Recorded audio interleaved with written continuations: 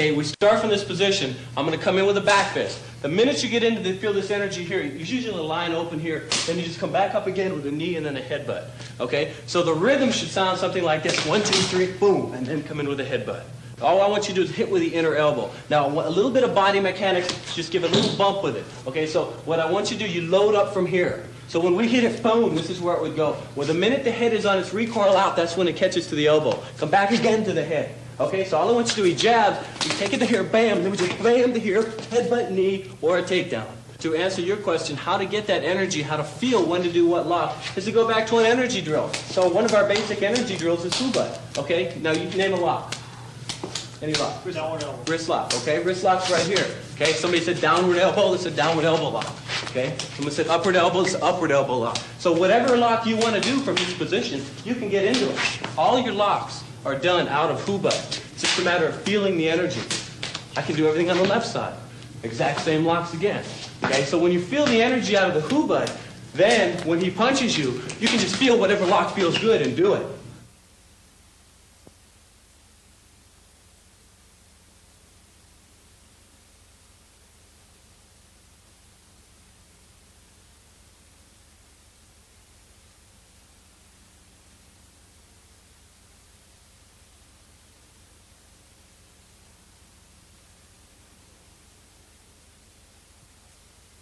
Hi, I'm Paul Vunak, and this video is about attributes. I'd like you to know right up front that this isn't going to be a technique video. If you're looking for techniques in Jeet Kune Do, I've got 6 tapes out. Go ahead and check those out. But this particular tape is about attributes, and attributes are about the way techniques are done. There are thousands of martial arts styles, and each style claims that they're the best. Everybody wants to know, as I travel around, what's better, Paul? Is Thai boxing better than Savate? Is trapping better than kicking? Is punches better than traps? That's not the mentality I'm looking for. It's that linear logic of the Western mind that keeps most martial artists complacent. What Bruce tried to do is he tried to break us out of that mold. He would say, we want to get to the roots of the problem. And the roots of the problem do not lie within technique. They do not lie within martial arts style. The roots of the problem lie within attributes. Attributes are qualities that make techniques work. A quality like speed, or power, or timing, or spatial relationship, or line familiarization. These are all of the qualities that if you put 2 people in a room, one person walks out, the other person gets carried out. The person that walked out had the superior mix of attributes. Now what I'd like you to do is check out this film clip I have. It's not about martial arts, but it's what I consider very good attributes.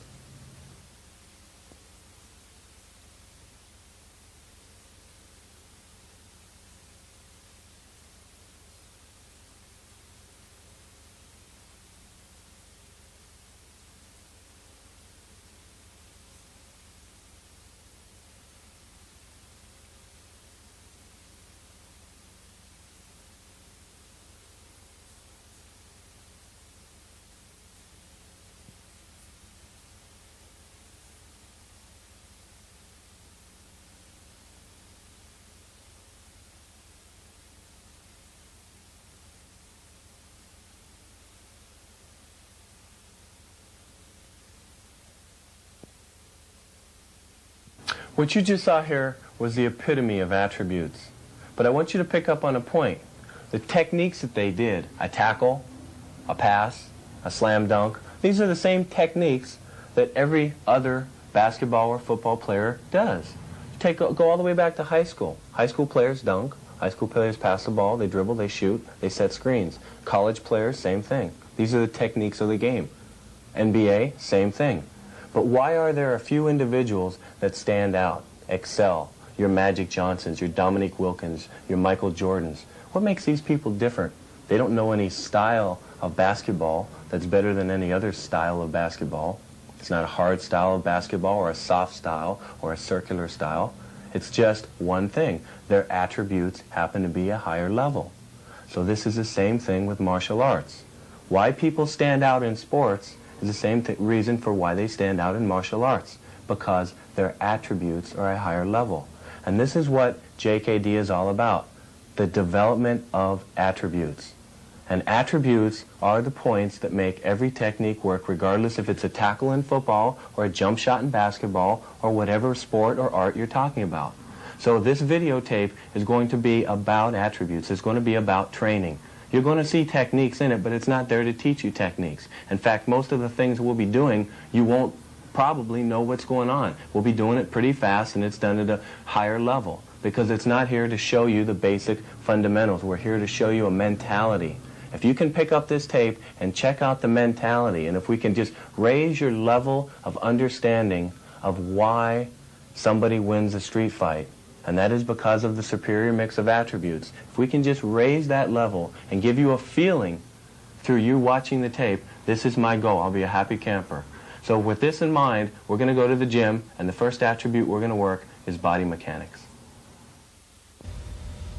As I said before, the weapons bring out the body movement, particularly the blade. When you touch with a blade, in order to do damage, you have to slice with it. So it's not a hitting weapon as much as a slicing weapon. And in the process of this slicing, you're moving your body. It creates a necessity to twist, to turn. It brings out the body mechanics. So what I'm going to do is I'm just going to go through what we call carenza, which is shadow boxing in the Philippines. They use any of the weapons that we have, single stick, double stick, knife. I'm going to use a long blade. I want you to keep in mind that every weapon we pick up brings out a little bit something different. The long blade brings out a lot of twisting, a lot of cross steps. I'm just going to go through a few motions. Just try to key in on what I'm doing, particularly the footwork.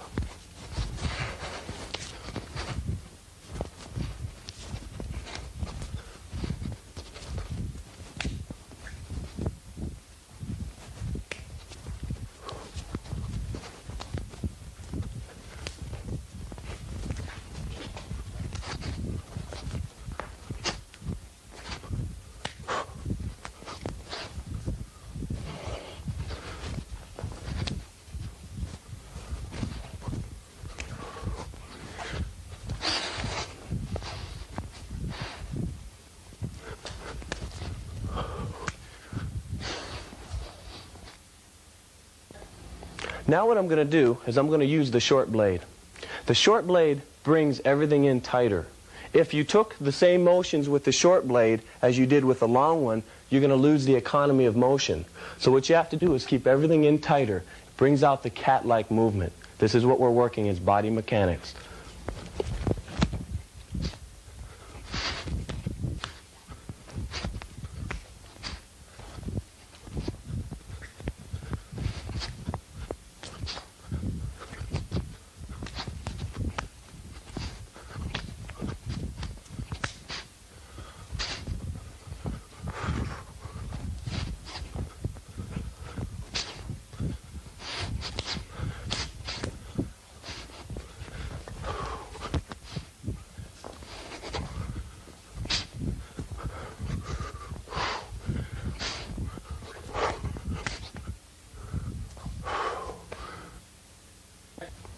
Now, remember, we're working body mechanics. And the body mechanics with a knife transpose itself to empty hands. Let's just take one technique. Mark, you give me a jab. I cut the bicep, I come to here, and I lapsao, or I hilaing. If I go empty hands with this, it's the same thing. You hit the nerve on the bicep. So as soon as he jabs, boom, we're just taking out that nerve. If I follow up with that, boom, I'm to here, and that's my trap.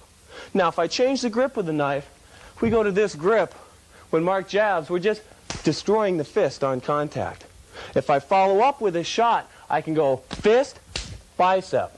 Now, when we go to the empty hands, the elbow we use in lieu of the knife, boom, straight to here and right back to the bicep again. So every motion you have with the knife, you have with the empty hand. The point is, if you work the knife, and if you move with the knife, then when you go to the empty hand, your movement is a little bit better, a little bit crisper. Now we turn to the single stick, and I want you to notice my body mechanics. They're a little bit different. When you have a stick in your hand, you're not working the fluidity quite as much as if you had a blade in your hand. But you are a little bit crispier. You're a little bit tighter. The motions are a little bit quicker. You're going to notice the speed come out a little more with the stick, and the smoothness come out a little bit more with the long blade. I'm going to move around a little bit. I'll start off slow, and just try to keep your eye on the movement.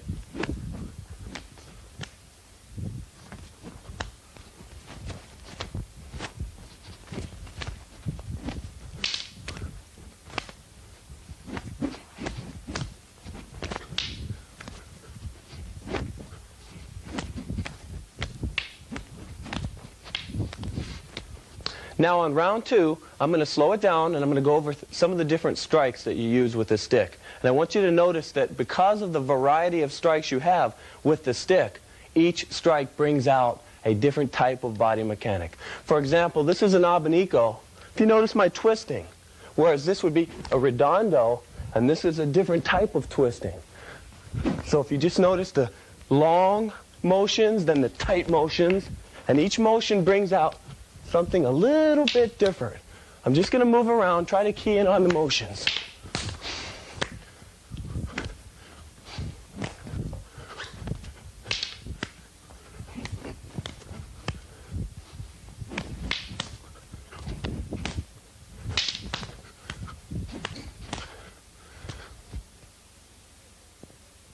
Good. Now in this round I'm going to implement a little bit more footwork. I'm going to turn on the speed just a little bit.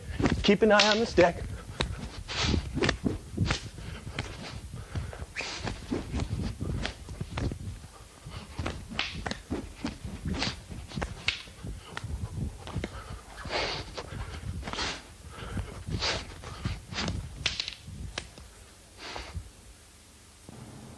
Now our next attribute is going to be speed. Speed is something that everyone's interested in, but it's very elusive. There's so many different types of speed. You have perceptual speed, performance speed, initiation speed, alteration speed. Speed is a matter of the brain, and it's not a matter of the body so much. Speed is a way of thinking. So what we're going to do in the tape is we're going to just show you how we would train when we train speed. We're going to hit the focus gloves the way we normally would. But you're going to look at it and say, how am I going to get any faster watching this guy punch? And if you understand that speed is a question of the brain, then how you're going to get faster by watching somebody punch the focus gloves is going to be just the way they do it. The intensity, the way they wait, and then you build up, and then you finally explode. So if you understand that speed is a question of the brain, and it's a question of getting the signal from the brain to the muscle in a more efficient manner, then that's the first step in getting faster. Just the knowledge of knowing that it's up here and it's not here. So what you want to do is get used to shooting a lot of juice from the brain to the muscle. Just get used to just getting yourself pumped up until, boom, you can just explode into something, and then you sort of relax. And when you get that feeling started, that's your first step in getting quick. So what I'm going to do is I'm going to give you a few pointers on how to do that. Now here's one pointer. I want you to take any motion that you want to get quicker, and I want you to break it down into 2 parts. So for example, if you use a jab, we go from here all the way out and all the way back. That's the full motion. Now what we're going to do to get you quicker is just have you do half of that motion, from here to here and then back. So you just work the first half of the motion, then you work the second half of the motion on the retraction. I'm going to repeat all this in the gym for you again. The main concept that I want you to get is A, it's a question of the brain, it's a question of building an emotional climax there, and B, break all of your motions in half and just work half of the motion first. And if you understand that, you're on your way to getting a little bit faster. Okay, so let's go to the gym and I'll show you a few training techniques and we'll see what we can do with that. Now, the 2 concepts that we covered are 1, breaking any motion that you want to improve the speed on in half and working each separate half of that motion.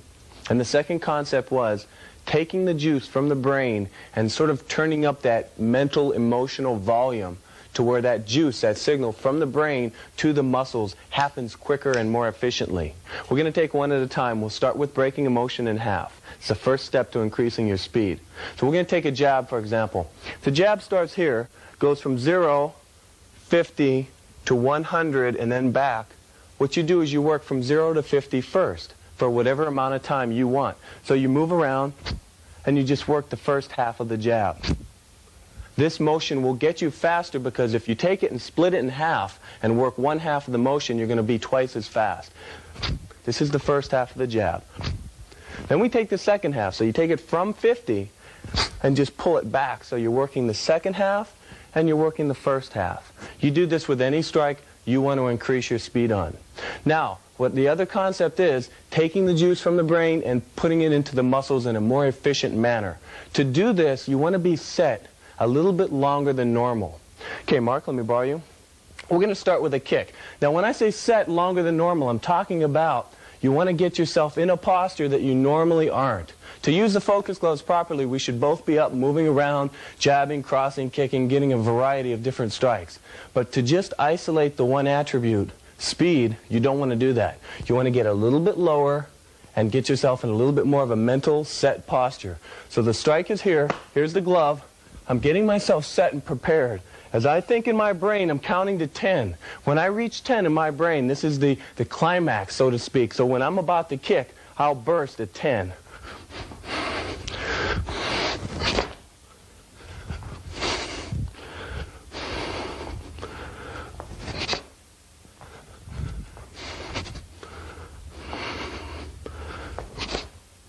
Good. Now, Mark, let me pull you over here. Now what we're going to do is I'm going to do the same thing with a jab. Just want you to notice that I'm waiting and I'm building emotion until I reach its pinnacle, and then I let it go.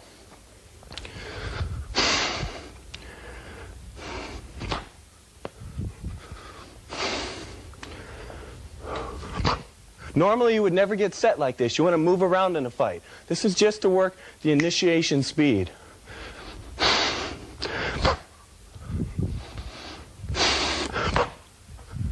Sometimes when you're here, just fake. Other times, put the whole motion in. Just remember one thing. The key to speed is increasing that signal from the brain to the muscle. All right, now the third attribute we're going to cover is strength. And like speed, there are different types of strength. The type of strength we're looking to get is what we call isometric strength. Like in Asano, when you touch him and lock up with his arms, chi saoing, sort of feels like an iron band. It feels like you could do a chin-up on his arms. This is a sort of strength. Bruce had this type of strength. It's developed through isometrics. So what we're going to do is we're going to go to the gym, and I'm going to discuss all the different types of strength with you and how to get the particular type of strength that's most conducive for what we do. In talking about strength, I want you to know that there are several different types of strength. You have power lifters. Power lifters are good at lifting a lot of weight from a static position. Then you have bodybuilders. Bodybuilders lift about 3/4 of their max over and over again. This is for the aesthetics. We're not interested in that at all. Then you have swimmers. You have wrestlers. You have gymnasts. All of these are different types of strength. Our definition of strength is to be able to move a body from point A to point B. What Bruce found out was the best way to do this was through isometrics. Isometric is a different type of strength. It develops what we call tendon strength. You're what I call a sleeper, which is a person that has an average build but is definitely above average in strength. So in developing isometric strength or tendon strength, we do this through a series of specialized drills. Basically, when you're moving the arm, you're pumping the blood flow into the muscle. This is developing muscular size. Not that there's anything wrong with muscular size, but when you're stopped, this is the isometric. When you're at the isometric position, this is where the pressure is at the joint. And the joint is where tendon connects muscle to bone. This is where isometrics kick in. So what I'm going to do now is I'm going to show you a series of specialized drills that are formulated just to develop tendon strength. Now what I'm going to do is I'm going to give you a principle rather than going through the hundreds of thousands of exercises that you can do to develop the different muscles in your body. And the principle is this. Let's take bench press for example. If you're bench pressing 200 pounds and if you do it 10 times, the first 8 didn't do a whole heck of a lot. They got your blood pumped to the muscle. They'll maybe get you a little bit bigger. The last couple, right when you're at this point here, when you're closer to that isometric stage, the last couple of reps you do are what are going to get you real strong. So the principle of isometrics is very simple. You pick up at that 9 and 10 point on the bench press. So basically you do not move. So if you wanted to develop the same muscles that you were in a bench press, you would go up against a wall and you would push. And you're pushing here as hard as you can for a series of about 10 seconds. 10 seconds is all you need with isometrics. So the bottom line is this. Any exercise you want to develop or any muscle you want to develop, you just basically put yourself in the position to where you cannot move. Let's say, for example, you want to develop your jab. If you want to develop your jab, that's basically your tricep and your shoulder. You're going to get on the wall and you're going to push right here. Now, isometrics has one drawback, and that is you only strengthen the exact position that you're in. For example, if I'm doing a curl, my entire arm is getting strong from point A to point B. Whereas in isometric, it would be strong here, but then I'd have to do it here again, and then here again. So with an isometric posture, you'd always break it down into 3 sections. So let's say, for example, if I'm going to do a punch, let's say the Wing Chun punch, the Jeet Kune Do. If I start with my fist here, once again I would get on the wall and push close. Then I would hold it for about a 10 count in the middle, and then about a 10 count almost all the way locked out. Then I've covered all 3 positions. Now if you have a squat rack, you can turn this into an isometric rack by pulling your bar out. You put this bar at any position you want. We found out in trapping range, which is a range we like to specialize in, shoulder and forearm strength is very important. One very good exercise for the forearm, I'm just going to give you a few exercises, mainly I want you to get the principle, is you put this right at your own forearm level. Put your arm under it, and you're pulling up. You want to hold it for a count of 10. Once again, you want to work different angles. Now what we like to do is we would like to work what we call specificity, which is working the exact angle for the exact martial art technique. So what I'm going to do for that, Mark, let me borrow you. If you're interested in Wing Chun, let's say you want to develop your lap sao, which is the pulling hand, what you do is you get into a lap sao position. Then you just lock it out from here, and we both pull. And we're pulling as hard as we can from this position for about 10 seconds.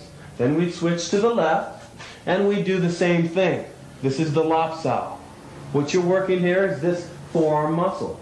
Now if you want to work your shoulders, Mark would get in this position, and I'm going to lift up and out, and you're working your forearms, or your shoulders. Now from this position, I switch it around where my forearms are down, and I'm working his shoulders, and he's going up.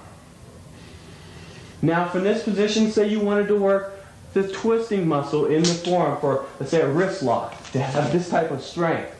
To be able, once again, our concept is to move a body. This is the most important thing. So from this position, we grab the forearms, locking out the elbows, and we're twisting as hard as we can. And we do the same thing on the left. These type of exercises don't get you real big. But once again, you're what I call a sleeper. You're a lot stronger than what you look. So once again, let's review the concept. Isometrics, you hold for 10 seconds. You work all 3 positions. And the bottom line is any particular exercise you want to do or any particular technique you want to do, you use your imagination to fix yourself in the fixed position, and then you hold it for a 10 count. I'm going to give you one more example. Let's just say the foot sweep. If this is a foot sweep, if I come into this position right here, and this is my sweep, this is the muscle I want to use.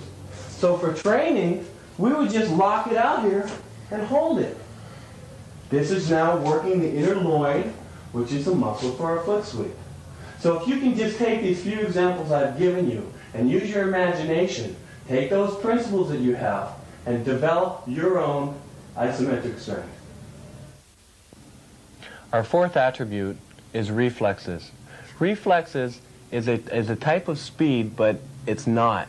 And why I say that is the signal does not go through the brain. This is why it's reflexes. For example, if you touch a hot stove, you're going to pull away before the signal ever went to the brain to tell your muscle to pull away. So the concept of behind reflexes is that there is no psychic hindrance. You're not thinking. You're just moving. And the best way to just move without thinking is the weapons. The weapons bring out a type of reflexes that is unbelievable because there's an incentive there. If you miss, you get hit. So most of the reflexes that we develop are through the weapons. So what I'm going to do is I'm going to take you to the gym, and we're going to show you some different ways to develop reflexes, once again, through the Filipino martial arts, through their weapons. As I was saying before, reflexes are a feeling. Almost like the feeling of driving down the freeway doing 90 miles an hour, and then you come into the city and you slow down to 55, and that feeling is that you're crawling. So what we're wanting to do is we're wanting to get that same feeling of moving fast. We're trying to get something that will turbocharge our movement. And that's what this stick does. It turbocharges your movement. It gets you to move faster, simply because the stick is moving faster than the empty hand could. So when we're training together, we have to respond to the stick. So what we're about to do now is a training drill. It's called Sombrada, and you're going to watch us respond to the speed of the stick.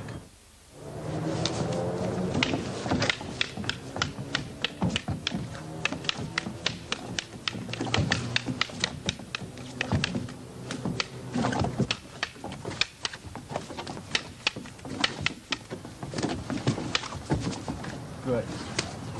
Now, as I was saying before, the stick is moving faster than the hand can move. So therefore, if he's blocking the stick, he's got to move a little bit faster. So for example, when Mark gives me the number 1, what I'm doing is I'm coming in with a shot. He's got to block that. If he doesn't block it, it's going to sting. The minute he blocks that shot, that is creating a necessity for him to move a heck of a lot faster than he would normally. So that's the key. This stick is turbocharging the movement. Now, what I'm going to do this round is we're going to step it up a little bit. We've got the pads on, and this enables me to turn on my speed a little bit more. I can kick in the half beats. So I'm going to throw Darth Vader in here, and I'm going to put in my little half beat shots with the rear hand. I want you to keep an eye on when the inserts are coming in. Okay, Mark.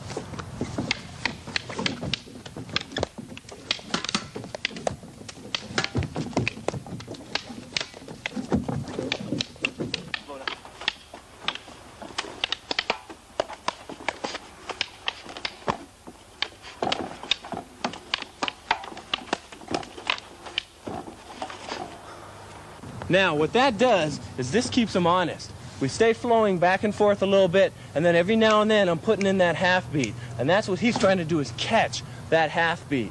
And in the process of that catch, that's getting him a little bit faster, thanks to the use of this.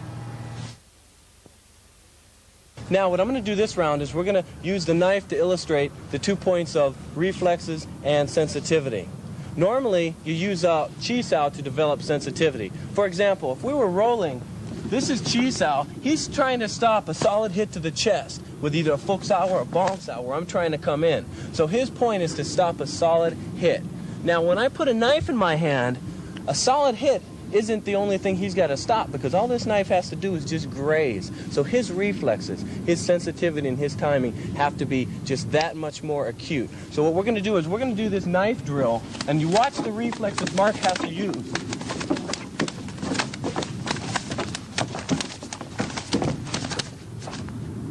Good. Now what he's doing there is he's stopping the knife from cutting him. I'm trying to thrust at the neck. I'm circling to the stomach. I'm trying to thrust back at the neck again. We'll go another round. I want you to go a little bit slower this round. I want you to see what we're actually doing here. Right at this point, I'm going for his throat. Now I'm trying to cut the stomach. He's preventing me from cutting the stomach with sensitivity until he gets here to the eye shot. Then I'm trying to come back in again. He doesn't know if I'm going to go here, or if I'm going to go down, or if I'm going to come back here or around here. So his reflexes have to compensate for the speed of this knife. Our next attribute is going to be about power. Now, power is the ability to use your strength quickly. And quickly means that the opponent is moving. If you're focusing on an inanimate object, that has nothing to do with power. Breaking bricks, boards, chopsticks to the throat, tongue push-ups, that has nothing to do with power. I have very little patience for that. Power is a boxer, a Thai boxer. You want to find power, glove up and get in with somebody. But breaking boards and breaking bricks, well, that's not it. That's got nothing to do with the actuality of functional power. So what I want you to keep in mind are the important points. And the important points of power, the people that get power, the boxers, the Thai boxers, are very simple, because it's the same as sports. Number 1, they have body torque. Number 2, they have intensity. Number 3, they have body mechanics. They don't need to yell, they don't need to scream, they don't need to ki-eye, they don't need a belt. They just, boom, have an athletic ability about them. They move, they hit. That's what power is all about. So let's take you to the gym. We'll explain it a little bit more and check out some of the ways that you can get a little bit better power. In talking about power, I want you to remember 4 things. You have accurate timing, correct placement, mental application, and body mechanics. Accurate timing is you're timing the opponent when he's coming in at you, like two cars hitting head on. Correct placement is that you're hitting solid, you're not grazing off the skin. And mental application is the juice you put from your brain into your punch. And then you have body mechanics. Body mechanics we get from the weaponry. Whether it be a stick in your hand or a knife or empty hand, regardless, you have to torque your body to make it work. After you put down the weapon, that same body torque or body mechanics goes into the empty hands. So what I'd like you to do is watch the movement and key in on the legs. That's the most important thing. I'm just going to play around. We don't always go as hard as we can go. You jab light and you cross and then you eventually put some more power into it. Keep an eye on the legs. You don't hit with just your arms. You hit with your legs. You hit with your whole body. Watch the footwork and watch the body hitting.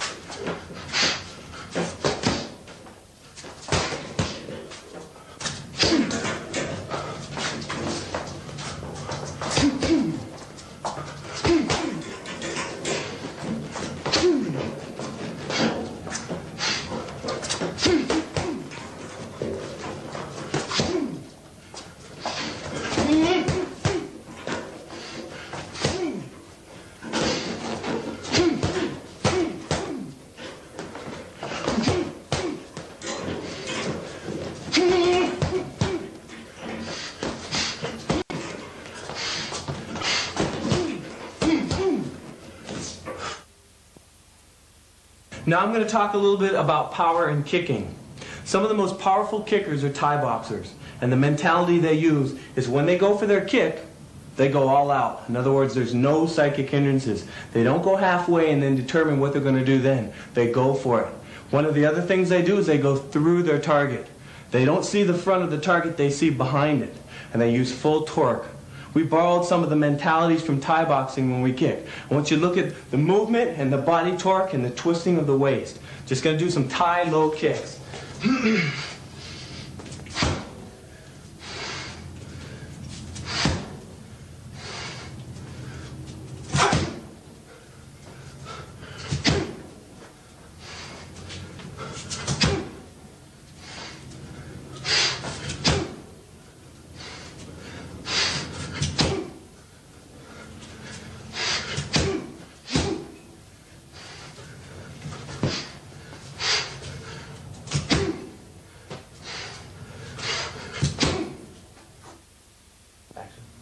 Now, our last attribute deals with proper mental attitude. What we mean by proper mental attitude is the ability to be intense in a fight and also to be relaxed. And this intensity and relaxation has to fluctuate according to the range you're in. When you're in long range, you're moving, you're sticking, you're stop hitting, you're in your preliminary analysis of the fight. It's your first few seconds. You don't know this guy. It does you no good to be a screaming, raging banshee out in that range. That's the killer instinct in the wrong range. That's the person that's going to get himself stop hit. Now, when you come into closer range, when you're into trapping range, close enough to where you can headbutt him, he can headbutt you, you can elbow him, vice versa, that's the range that you need killer instinct. That's when it's got to click on.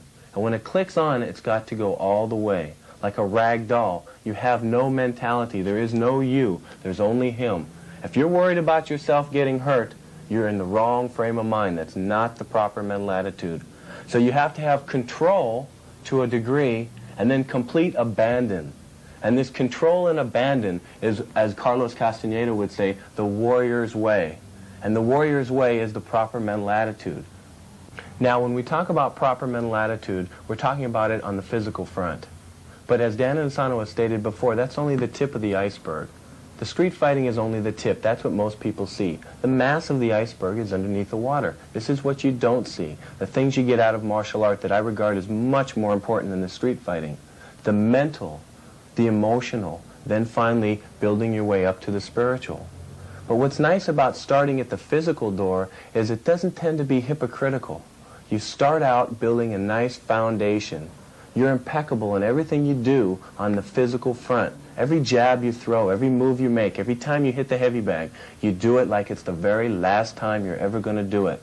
And when you develop those habit patterns, they tend to transfer over to the mental, to the emotional, and then finally to the spiritual. So what we're trying to do is achieve the spiritual, and our particular path is through the physical. There's many paths to do it. That's just the one we chose.